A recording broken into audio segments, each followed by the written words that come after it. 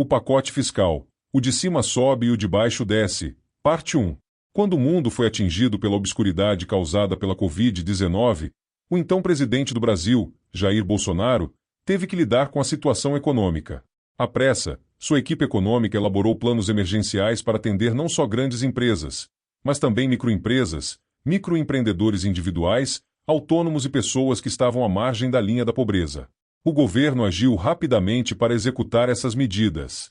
O resultado foi a criação do Auxílio Emergencial, do PRONAMP, Programa Nacional de Apoio às Micro e Pequenas Empresas, a distribuição de vacinas, além de medidas provisórias e decretos de emergência, isenção e flexibilização de impostos.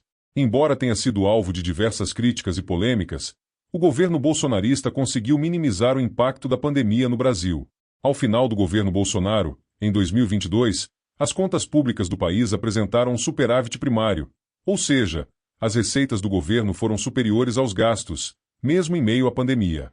Após a transição, com as contas em dia, Lula assumiu a presidência e teve a audácia de criar 15 novos ministérios, o que resultou em uma despesa de aproximadamente 369,4 bilhões de reais para gastos com pessoal e encargos sociais, representando um aumento de 8,3% em relação ao ano anterior, mas dentro de níveis semelhantes aos observados em 2021.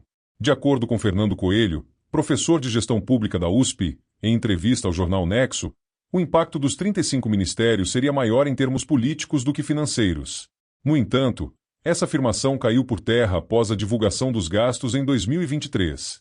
Dos 5,4 trilhões de reais gastos em 2023, 2,5 bilhões de reais foram destinados à folha salarial dos ministros e do pessoal. A conta não iria fechar, e Lula sabia disso. E Fernando Coelho, com suas alegações partidárias, prefere divagar por abstrações políticas do que encarar a dura realidade das ciências exatas. Outro ponto a ser observado são os gastos da primeira-dama.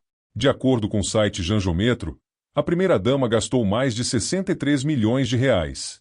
No dia 18 de janeiro de 2023, o governo pagou mais de 216 mil reais em hospedagem para Lula e Janja em um hotel luxuoso em Brasília. Já em 22 de abril de 2023, Janja exibiu uma gravata de R$ 1.093 que comprou em Lisboa para Lula.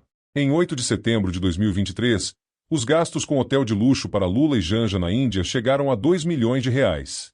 No dia 30 de junho de 2024, os gastos de Lula e Janja com reformas e compras de móveis totalizaram cerca de 30 milhões de reais. Além disso, a ida de Janja às Olimpíadas, em 27 de julho de 2024, custou 236 mil reais aos cofres públicos. Não satisfeita, a primeira-dama foi acompanhada de 5 assessores aos Jogos em Paris. O maior gasto foi com as passagens aéreas. A viagem de Janja ao Catar, em setembro de 2024, custou mais de 280 mil reais e mobilizou pelo menos 12 assessores. E, quando menos se esperava, o festival apelidado de Janjapalooza custou aos cofres públicos 33 milhões de reais. Mas Lula parece não compreender a cronologia do desastre fiscal que ele próprio provocou. Suas ações autoritárias, eleitoreiras e populistas, com respaldo, é claro, do STF, o cegaram. Fascinado consigo mesmo e enamorado por sua esposa, Lula não entendeu que governa uma nação. Ele fez do Estado brasileiro seu eterno devedor. Suas atitudes são semelhantes às de um agitador. E a primeira-dama, assim como os ministros, são como um peso morto que a nação precisa carregar nas costas.